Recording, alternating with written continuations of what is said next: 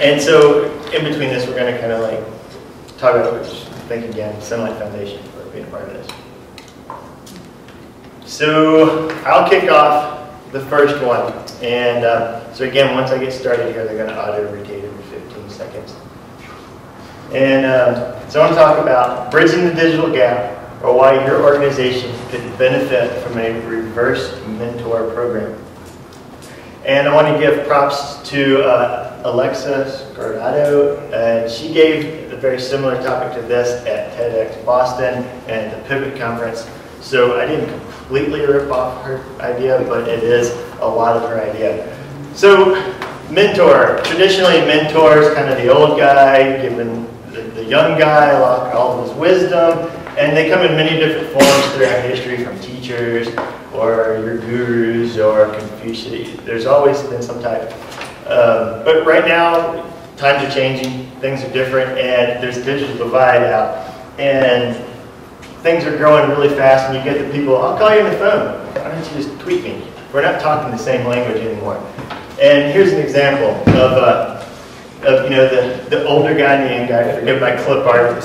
You know, so the guy on the right, you know, he's fresh out of school, he's pretty smart, but he doesn't really understand all these things, these terminology and things to be in a leadership role. And then the other guy is, well, you know, this may look familiar to you too. Is you know, maybe Twitter is total crap. That's not really the point. So brace yourself, because the digital age is here. So if you haven't been introduced, welcome to the digital age. You've probably seen some statistics like this recently. You know, 38 years for radio to reach 50 million users, 13 and a half days for iPad apps. So email is still you can't live without a tool, but what is it going to be tomorrow? I mean, imagine if you still had to work with just a fax machine, a landline, and you know, typewriters. You know, you wouldn't be able to do business effectively the way you are now. So look at this a little bit deeper. Let's look at the digital immigrants. That's most of us here. That's me. It's a time, we all live in a time before the internet. We've used fax machines. We've actually printed out emails saying, sent phone calls, did you get my email? You know, that type of thing. Then here's the digital native. These people were born pretty much with computers always around, post-MTV, but yeah. But every generation has stereotypes, so we're not even going to go there.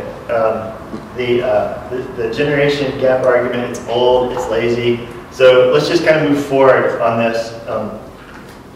And it's not an us versus them, you know, conflict here. Is we got to get along, and we can learn from each other. Some of us can learn business aspects and leadership role, and others can learn more about technology.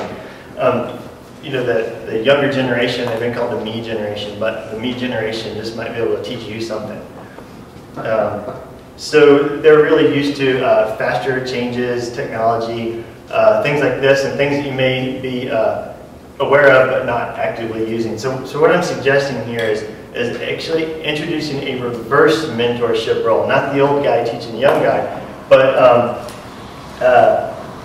unless you're going to retire soon, you know, you need to keep going. And chances are there's somebody in your organization that can help you out here. Dwight, you know, he's not a digital native, but he's an immigrant, and he's a social genius. And he sits right across the hall from you, so why not use him? Because he can help you out.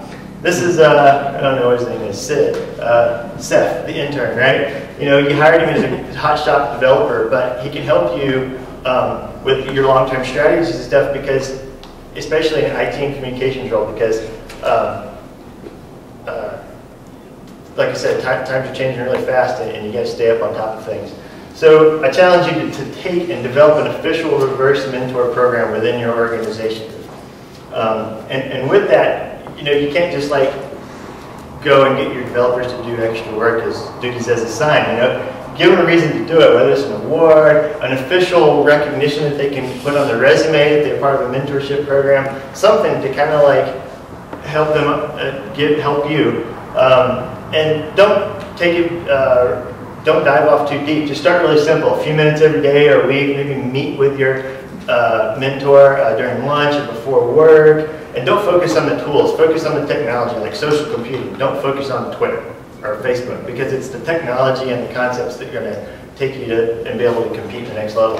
And so, make it a two-way street, because they can also learn from you, because they're going to be inheriting your job one of these days, and they can also be an asset to your organization if you truly include them. And that's it.